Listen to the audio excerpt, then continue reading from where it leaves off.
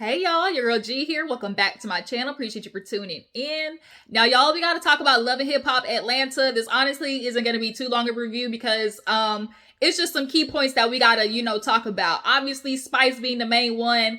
Spice and Carly, that whole situation, but we'll talk about that, when we get there. Overall, Love and Hip Hop is, doing a lot more different things this season, and it's quite interesting. So let's go ahead and get into it. So we open up the episode where everybody, just got done off the, slopes. Some went dog sledding, some went RVing, snowmobiling, and now they're back in the car. Now sorry y'all. Now in one car, there is Zell, and he's basically talking about, the after effects of him and Saucy Santana getting into it. He knows he, loves Saucy, but it's something that he gotta let go. And he talked about how Paris, y'all remember Paris, him and Paris are, really good friends. And he was like, one night she was drunk and was kind of like, and like, you tried to move across the world for who don't even want you. And it kind of was like it hit him in the heart a little bit, but he understood that it kind of was something that he was already thinking himself. And sometimes friends tell you the truth that hurt a little bit. The ugly truth is really what changes things. We can't always live in fairy tales and fallacies and then wondering why your life ain't moving the way you want it to move. You gotta address the ugly truths. And so, he just started talking about how, he can't continue to try to he's like, I'm a real, I'll be there for anybody, even if, we not on good terms or if we're in a bad spot, like if something really happens, I know I'll pull through, that's just the type of person I am. And so Carly just kind of started, feeling some type of way. It made her emotional. And she was just like, Zell, I just want to say, I'm proud of you because I know what it feels like, it's just me, and I wish I had somebody like you in my life. She's like, y'all don't get it. I go to sleep alone. I wake up alone. Like, I don't have nobody. Like, if I, messed up, if I got a flat tire, like, I don't have nobody to call. And I was like, see, Carly, you sitting here talking about, I don't have nobody. What you really mean is, I don't got a man in my life. There is obviously, Carly, you don't have a man in your life because you keep picking the same in a different body. Pick somebody different. Like, really? The leader of 1501 and he a whole fraud in business? He gonna be a whole fraud in the relationship. And so for you to sit there and be like, oh, I don't have nobody. What you really mean to say is you don't have no man in your life to help you out. But also it was her feeling like the pressure of like, I gotta take care of my whole family. My mama, she don't eat. I pay her rent. Like, obviously, when you are in those situations where you are kind of like the financial provider for everybody, I'm sure that is a lot of stress, especially when you're quote unquote the one that, makes it, whatever. So Bambi, she's like, shoot, like, I feel the same way. She was like, I've been there, when you feel like, okay, I'm gonna be there, prove that I'm a good woman, stick up, for people and help them whenever, and all it really turns into, you think it would turn into appreciation, but in fact it just really just turns into them sucking your energy dry, Scrappy, and moving on like nothing happened. And that's kind of the story of a lot of women. It's just like give. I'm trying to be the good wife, so I just keep bending myself and doing everything to prove that I'm a good wife who's ride or die, who I'm gonna stick beside him whole time, you giving out energy that you're not getting back in return. And humans, we can't operate that way, point blank period. So yeah, it just kind of made Carly emotional. So they get back into the little place. What happened when they went in that building? I think they went and got drinks and stuff, and they talked about the snowmobiling. Oh, now they went to the little shaman, so the Native American shaman, because Rennie Rucci and Spice, when earlier in the season, when they went, was that Brazil or something like that, or Belize, something, and they did that shaman, they wanted to do it with, everybody else. And so the dude, he sits down and he first starts with the story, obviously, about the Native Americans and how the land was stolen. These colonizing ass crackers, okay, came through, took their religion, their language, everything. And obviously, Yandy stated like, shoot, we relate to that. As Black people, we understand them white demons, okay, the crackers, as Chris Rock said, like they came through and destroyed everything, and so it's like a rebuilding of trying to keep whatever, heritage and just bloodline alive as, Native Americans, and then as, Black people, just trying to keep in touch with our roots as much as possible. So after that, the shaman, he goes over to the ladies. It's like Carly and Yandy or whatever, and she asks, can you pray for us? And so in the midst of praying, he pulls Carly to the side and just kind of starts speaking to her about, taking care of herself. You can't do everything for everybody else. Like, you need to make sure you're paying attention to you. And so she starts crying. Spice sees it, but she's not really moved by it. So the ladies go over there and start like consoling Carly, and in the confessional, she basically was just like, he was just speaking to me, just talking about everything, like it just feeling like talking to me about all I'm feeling on the inside of just like, not being there for myself. Like, I got to make sure I take care of myself and looking out for everybody else. But what about me?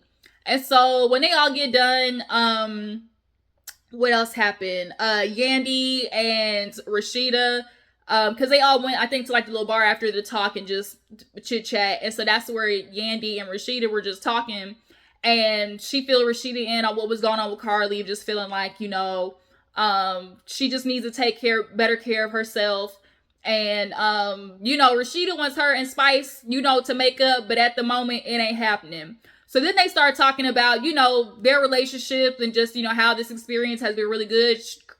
Rashida's like, this has been, super good for me and Kurt, because we've definitely had our spots. And so Yandy starts talking about that, with her in regards to Mendici. She's like, girl, me and Mendici, we are just not seeing eye to eye.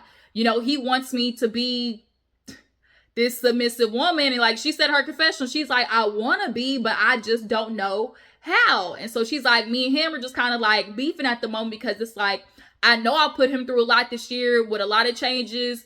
First it's, let me donate my eggs. Then it's, okay, I'm running for city councilwoman. Like, she's throwing a lot on Mendicis. And I think honestly too, Yandy, a huge part of it is you're not telling him anything. There's nothing more frustrating than somebody just telling you something that's going to affect your life and not giving you a heads up, just making decisions as if it don't affect you. So I think that's where Yandy, one, is getting, her wires crossed with Mendicis, and two, Mendicis, you're asking her to back off of an element that she had to, step into, being that your ass went to jail. You got locked up, and so she had to figure out, how to get out there and do it. So she had to step into her quote unquote masculine, as these men keep complaining about women doing. You got to do that to survive. She had to make sure them bills was paid. She had to make sure you had money. You had money on your books. Make sure you had enough money to get you some packs of ramen and Little Debbie snacks to sell sell to the other inmates. Like, she had to make it do what it do. And so now that was for years. How long was it ago? Like 4 or 5 years? And so now that he's back, like, you're wanting her to not be that way. It's just not possible. That's gonna be a hard thing to break. But then Rashida, she talking about, she started talking about her and Kirk. She's like, me and Kirk, we've been through some things and definitely understand the feeling. First things first, I will, say something positive before I get into your ass, Rashida. Positive thing is you looked good in your confessional. The top was a little too small, but I love the hair, the makeup. I love when Rashida wears that like curly hair. But the negative part, Rashida, you gonna piss me off when you keep, because she said it on the Breakfast Club, like, too, like, oh, people, they just breaking up and they don't really know how to fight for marriage. That's what she said at the Breakfast Club a while back. I don't know if y'all remember that. Drop down in the comments if y'all remember when Rashida was talking about her and Kirk on the Breakfast Club. But she was just like talking about how, like, they both need to sit down, take accountability, because Yandy mentioned how Mendicis wants to get, like, he first got the Airbnb for Little Mendicis, I'm sure, like, as a business, but he kind of threw on her that he wanted to stay there for a little bit, move out. And his point was like, I'm gonna move out until you learn to respect and appreciate me.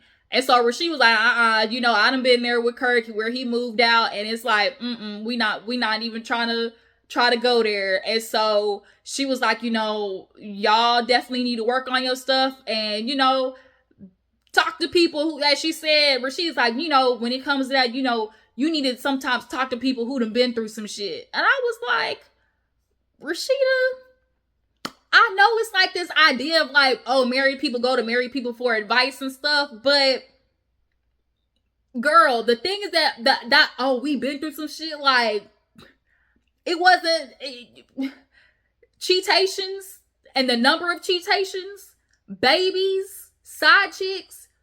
Oh, we been through some shit, so you know we should be the people you talk to. I don't believe in that. If there's anybody I'm not getting married advice from, it's from the heifer who took her husband back after he had a baby on her. I'm sorry, y'all. I just ain't doing it. That's not what marriage means. But, you know, that old school logic, like, we ain't getting divorced. Whatever happened, you know, I'm a ride or die. Y'all know, Rashida and Tiny, they best friends. They damn near do the same thing. I can't. But moving on. Everybody goes back to their rooms. Yandy called me in DC to check in on him. He's still upset. And, you know, he basically's like, we're going to have to talk when you get back. After that, what's his name? Jock and Kendra, they're at the house. And, you know, he's sitting out with Kendra and basically letting her know that he's, you know, doing like the kickball tournament in honor of his mom. And, you know, he first just starts with like, you know, Gianna, I appreciate, you know, you stepping up and things like that. And when it comes to Gloria, Kendra is still in her mind feeling justified and not talking to this woman. Like, there ain't no point in me seeing her. I don't need to be around her. You know, Jock needs to be grateful that I'm at least, you know, at bare minimum staying here and helping, you know, be stepmom. So Jock calls Gloria, you know, to ask about, you know, getting his daughter to the kickball game. But Gloria's like, yeah, you know, that's cool, but when you gonna spend time with her? And Jock was like, well, that's what I'm calling for, it's to spend time with her. And so Jock, he's confused because it's like, okay, you like, oh, spend more time with her, and I'm calling to do that, and you're making it a problem. He feels damned if you do, damned if you don't. But that's the thing, Jock. To you, it's like, I'm doing the best I can. But when you are a mother raising a child day in and day out, the best you can isn't, okay, drop her off this weekend for the kickball tournament. Gloria's like, yeah, spend time with your child, but the everyday in and out of taking care of a child, that's what women be having a problem with you niggas, because y'all feel like you don't have to be a part of the day in, day out, and the hustle and the scheduling and like all of that stuff when it comes to the kids. And so for you, you feel like, I'm trying, you know, I'm calling. That's why I'm calling you, spend time with her for this tournament, but it ain't enough. And for her, it's not going to be enough for a lot of times until you really are there more consistently, you know, on a weekly basis. Sorry, should have kept your dick in your pants, and you shouldn't have had so many kids, spreading yourself so thin. So everybody's back there at the table, and they're just kind of discussing what's going on, you know, in the trip. And what did they talk about first? The song, that's what it was. Spice was saying that you know, the song, they're doing kind of like basically what like the artists to perform. And so she was like, yeah, you know, there's a lot of artists here, so you know, everybody can perform. And Yandy is, you know, oh, you know, that'd be great, like maybe you and Carly you know, can, you know, do that song. I love that song. And so Spice immediately took it as stop being messy. What's the lyrics? And Yandy couldn't name the lyrics. And so Yandy's like, well, my bad that I want you and your friend to make up. And Spice is like, no, stop. She feels like everybody's kind of like forcing her and Carly. And she's like, you know, me and Carly, we will speak when we have the time. And it's like, I don't know why you're acting like you and Carly didn't have the opportunity to speak. You wrote a 6-page letter. Carly addressed the letter, apologized for it, but still after, you for some reason couldn't make up because she was trying to address the way you hurt her. Like, this is a two-way street, Spice. This is why Spice is literally irking my nerves, but also she's proving my point in the last video I said of how she's emotionally handling things and why she's handling things that way. So that basically set Spice off.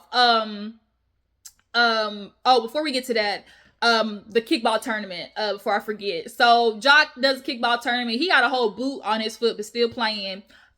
He goes outside to get Gianna, and I guess Gloria didn't come in. And Kendra, girl, this one I'm have to get into your ass, because you over there looking stupid just like Rashida, talking about, oh, I'm always gonna be there for Jock, but because her thing is like, you need to be the liaison between both of us. You are a big stepmama to another woman's child.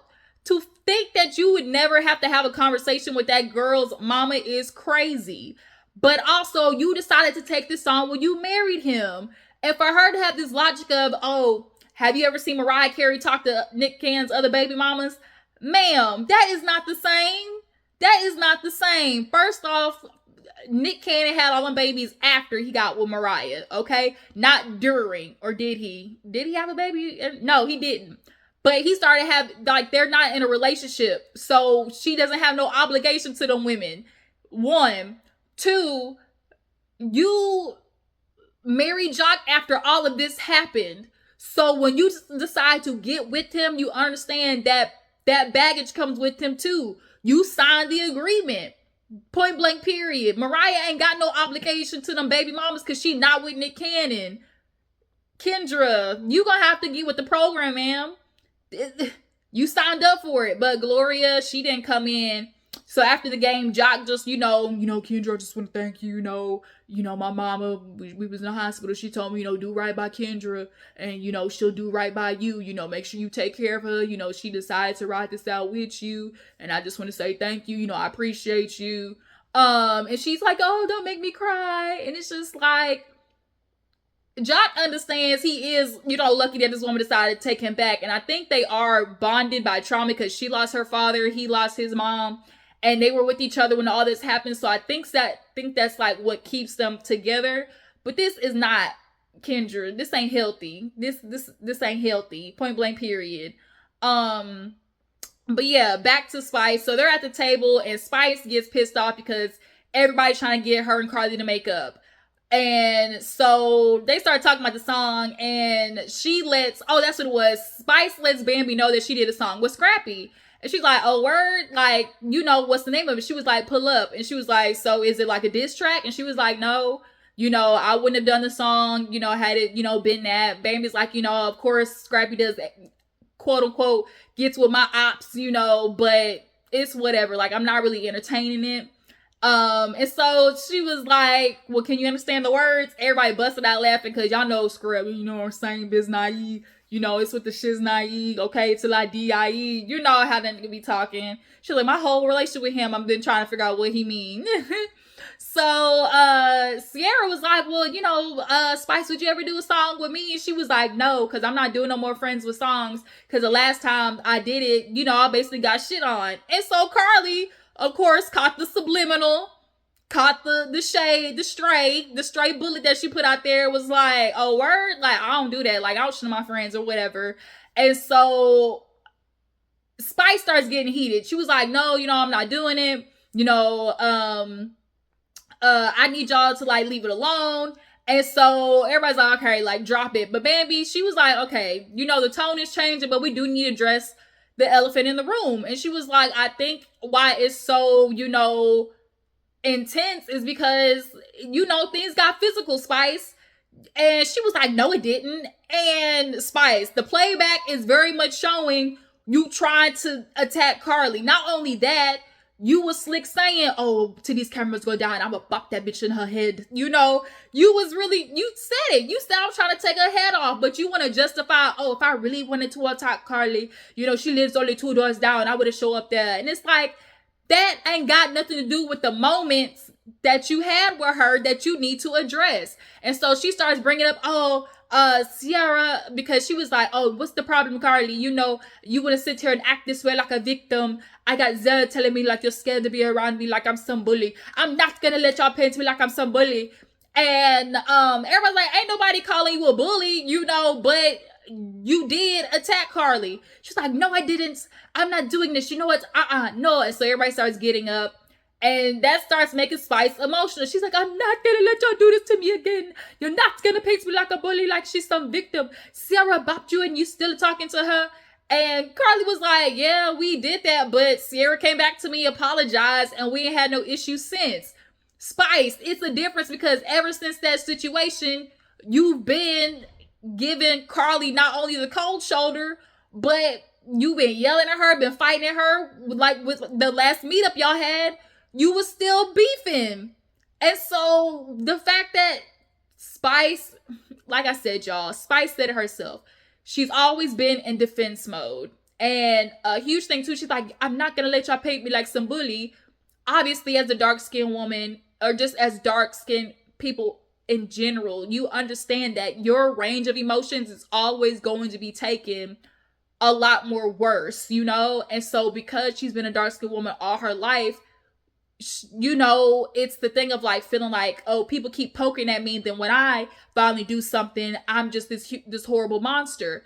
And so I think Spice, when you're constantly in that state of feeling victimized, every situation to you is like you're a victim, like people are picking on you.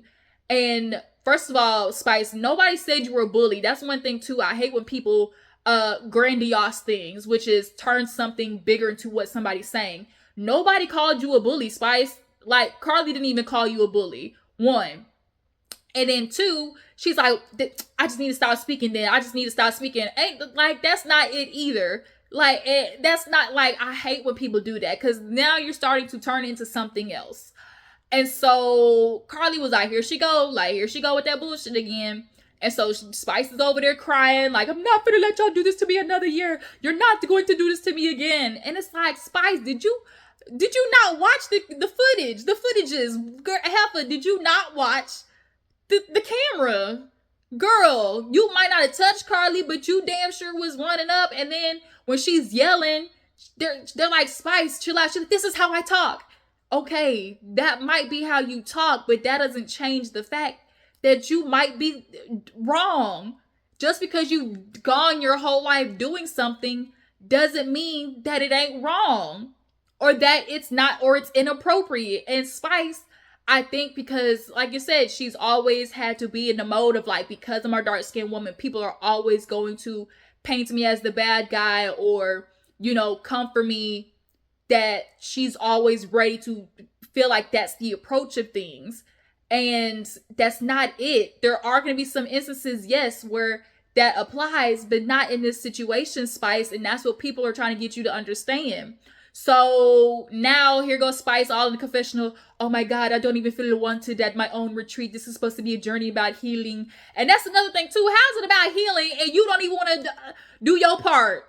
You the damn host and you don't even want to do your part of the healing. That don't make no sense. So now she's over there talking about, oh, I'm leaving. You know, I'm just going to pack my bags. And that's another thing I hate when people do, where they run wanting people to chase them, because if somebody chases me, then, you know, that lets me know that people, you know, care about me. You know, I'm gonna pull the, oh, you know, I'm gonna pack my bags. Don't nobody want me here. Bitch, ain't nobody said that. And so, yeah, that's when the episode ended with Yandy, like, telling her not to go nowhere. Girl, Spice, take some accountability. You were going after Carly. Carly apologized to you. Damn it, you need to apologize back. So, yeah, you guys, that was Love and Hip Hop. Y'all tell me what you feel about Spice and Carly in this situation. What you guys think about Kendra and Jock. Is Kendra out of line for not feeling like she need to talk to Gloria? And yeah, I appreciate you for tuning in. Make sure to follow me on Instagram and Twitter, and I will catch y'all later. Deuces.